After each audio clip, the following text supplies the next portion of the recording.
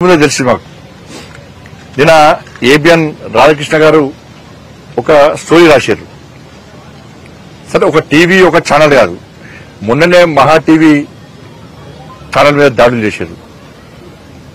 మళ్ళా ఈ రోజు కేసీఆర్ జాగిరా తెలంగాణ అని చెప్పి ఒక ఎడిటోరియల్ రాస్తే ఏబిఎన్ ఆంధ్రజ్యోతి మీద దాడి చేస్తామని చెప్పి బీఆర్ఎస్ వాళ్ళు అన్నారట. ఇది మంచి పద్ధతి కాదు. దీని ప్రధాన కారణం ఎవరంటే రాష్ట్ర ప్రభుత్వం యొక్క చాతకాంతనం. ఇప్పుడు మహా టీవీ మీద దాడి చేసినప్పుడు ఈ రాష్ట్ర ప్రభుత్వం కఠినంగా వివరిస్తే, ఆ గుండాలను కఠినంగా శిక్షిస్తే ఈ పరిస్థితులు ఉత్పన్నం కావు. ఎందుకు తీసుకోరంటే వీళ్ళు వాళ్ళు ఒకటే, బీఆర్ఎస్ కాంగ్రెస్ ఒకటే. నువ్వు కొట్టినట్టు అయ్యి నేను ఏడ్చినట్టు చేస్తా అన్నటువంటి ఆలోచనతో వీళ్ళిద్దరు ఉన్నారు. మహా టీవీ మీద దాడి చేసినటువంటి నిందితులను మాత్రంగా రిమాండ్ చేసిండు, ఏదో కథం బెయిల్ కథం పంపించారు. బెయిల్ ఇచ్చే ఆస్కారం కావాలని రాష్ట్ర ప్రభుత్వం ఇచ్చింది. ఆ రోజు కఠినంగా వివరిస్తే ఇలా ఏబిఎన్ మీద దాడి చేస్తాం అనేవాళ్ళు కాదు. ధైర్యంగా మీద దాడి చేస్తామంటే నేను అడుగుతున్నా, ఇప్పటికే మరి రామచంద్రరావు గారు ఆదేశించారు యువమోర్చాలను. ఇలా బీఆర్ఎస్ పార్టీకి ఒక ఛానల్ ఉన్నది, ఇలా ఏబిఎన్ మీద మీరు దాడి చేసి చూపెట్టండి, ఏబిఎన్ మీద దాడి చేసి చూపెట్టండి. చుక్కలు చూపెడతారు మా వాళ్ళు. యువమోర్చా కార్యకర్తలు రెడీ ఉన్నారు. మీకు అక్కడక్కడ 10 మంది 20 మంది వస్తారు. మీకు మా వాళ్ళు 100 మంది ఉన్నారు. మా వాళ్ళు 100 మంది ఉన్నారు. ఏబిఎన్ కాదు, ఏ ఛానల్ మీద దాడి చేసే ప్రయత్నం చేసినా బీఆర్ఎస్ లకు భారతీయ జనతా పార్టీ చుక్కలు చూపడుతున్న విషయాన్ని బీఆర్ఎస్ పార్టీ గుర్తించారు. నీ గుండాయిజం, నీ అయ్య గుండాయిజం ఈ తెలంగాణ రాష్ట్రం నడువ రాసిపెట్టుకున్నారు. ఇంకా నీ అయ్య జాగిరి, నీ జాగిరి ఉందని చెప్పి ఉవ్విలుడుతున్నారు. ఇంకా అహంకారంతో మారుతున్నారు. మొన్న కేసీఆర్ కొడుకు చూస్తే బీజేపీ వాడు, కాంగ్రెస్ వాడు కాంగ్రెస్ వాళ్ళు పడతారు, మీరు వాళ్ళు కూడా పడతారు. ఇంకొకసారి బీజేపీలను వాడు వీడని వాడితే బిడ్డని కాన్వాయ్ రోడ్ల మీద ఎదుర్కొంటూ చేస్తాం. బిడ్డ నువ్వు తమాషాలు చేస్తున్నావు బాగా. నీ అయ్యని చూసి నీ బతికేంది, మీ అయ్య బతికేంది, మీ బతికేంది. ఎస్, రాధాకృష్ణ అనేది వాస్తవం. తెలంగాణ ఉద్యమం కంటే ముందు మీ ఆస్తిపాస్తులేంది, నీ కుటుంబ ఆస్తిపాస్తులేంది. 3 తల షర్ట్ వేసుకున్నావు నువ్వు.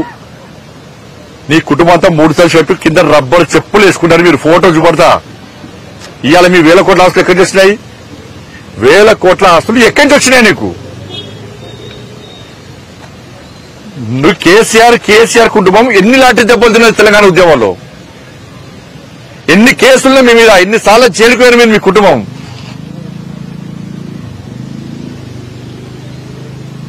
తెలంగాణ రాష్ట్రం అప్పుల పాలైంది. కేసీఆర్ కుటుంబము 1000 కోట్లు సంపాదించారు. ఇవాళ దుబాయ్ లో, మస్కట్ లో, అమెరికాలో మొత్తం పొట్టు వ్యాపారాలు చేస్తున్నారు. ఎక్కడ చేసిన మీకు పైసలు చెప్పండి? వ్యాపారాలు చేసిరా? ఇలా ఉద్యమ సమయంలో ఈ కేసీఆర్ అనే వ్యక్తి ప్రచార రథం లోన్ తీసుకుంటే, లోన్ కట్టకుంటే ఈయన మెడల్ వంటి కింద దించి ప్రచార రథం కూడా కూర్చుకపోయారు.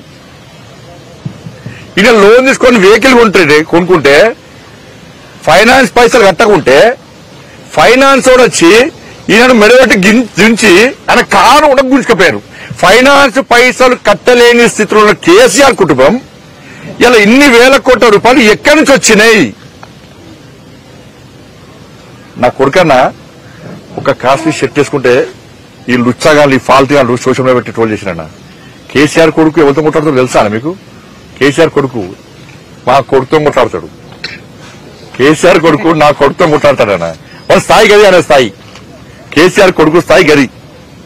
అంటే మా పిల్లల గారు బట్టలు వేసుకోవద్దన్నా,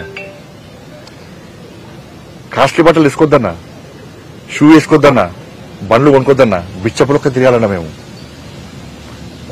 మా పిల్లలు ఒక్క కాస్ట్లీ షర్ట్ వేసుకుంటే బండి సంజయ్ 1000 కోట్లు సంపాదించిన ప్రచారం చేస్తారని ఫాల్తీగాళ్ళు సోషల్ మీడియాలో. నేను కొనక్క మొన్న ఇల్లు కొనుక్కున్నా. నేను సవాల్ చేస్తున్న కేసీఆర్ కుటుంబాన్ని, కేసీఆర్ కొడుకును, నువ్వు, నీ అయ్య, మీ అమ్మ, మీ భార్య, పిల్లలందరూ రండి, చదువు ఏ గుడో పోదాం. నేను మా కుటుంబంతో సహా వస్తానని ప్రమాణం చేద్దాం. బినామీ ప్రాపర్టీస్ కూడా ప్రమాణం చేయాలి. బినామీ ప్రాపర్టీస్ కూడా ప్రమాణం చేయాలి. ఇలా రాధాకృష్ణ గారు మాట్లాడేది గదే మాట్లాడింది. ఇలా ఆ రోజు ఆంధ్రజ్యోతి దినపత్రిక మీ అయ్య ఉద్యమం చేయకున్నా కూడా, మీ అయ్య తాగి ఫామ్ హౌస్ అన్నా కూడా తెలంగాణ ఉద్యమకారులుగా చూపెట్టింది ఆంధ్రజ్యోతే. ఏబిఎన్ ఆంధ్రజ్యోతి చూపెట్టింది. ఆ రోజు ఏబిఎన్ మంచిది కాదు. ఆ రోజు మంచిది ఏబిఎన్. మంచి పత్రిక, మంచి ఛానల్, దమ్మున్న ఛానల్ అప్పుడు. కానీ ఇప్పుడు మాత్రం మంచిది కాదు. ఎందుకంటే నీ బండారం అంటే బయట అసలు నీ స్వరూపం బయట పట్టింది కాబట్టి.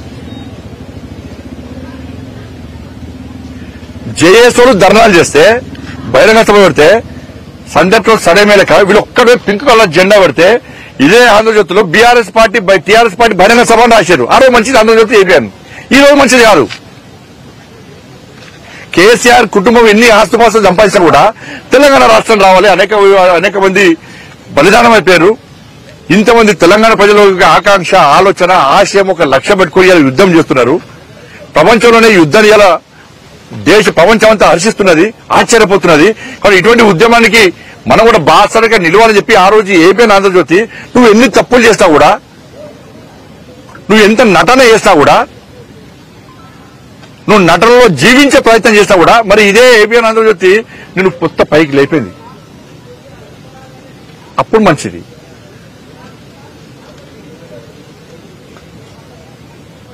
కాబట్టి రబ్బర్ చెప్పులు, ముడతలు షర్ట్ వేసుకున్నటువంటి, కార్ లోను, ప్రచార రథం లోను కూడా కట్టలేనటువంటి పరిస్థితుల్లో ఉన్నటువంటి కేసీఆర్ కుటుంబానికి ఇన్ని వేల కోట్ల రూపాయలు ఎక్కడి నుంచి వచ్చినాయి?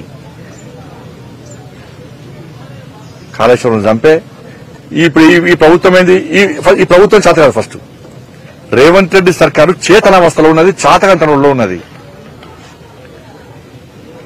ఏం చేస్తారు? దాడి చేస్తా అంటే దాడి చేస్తామని తీసుకుపోయి పొక్కలేసి వాడు ఈ పంత మరదం పక్కనట, ఏబిఎన్ కార్యాలయానికట సెక్యూరిటీ ఇస్తారట.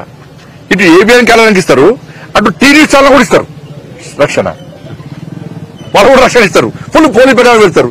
ఈ సిస్టమ్ నాకు అర్థం కాదు. వీళ్ళ ఆలోచన ఏదో అర్థం కాదు. కాంగ్రెస్ పార్టీ ప్రభుత్వం అది.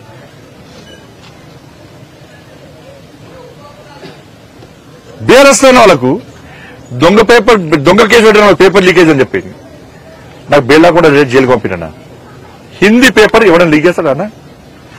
సాయంత్రం 8 గంటలకు కూడా కేసు పెట్టారు. నాకు బెయిల్ లేకుండా వేసింది కేసీఆర్ ప్రభుత్వం.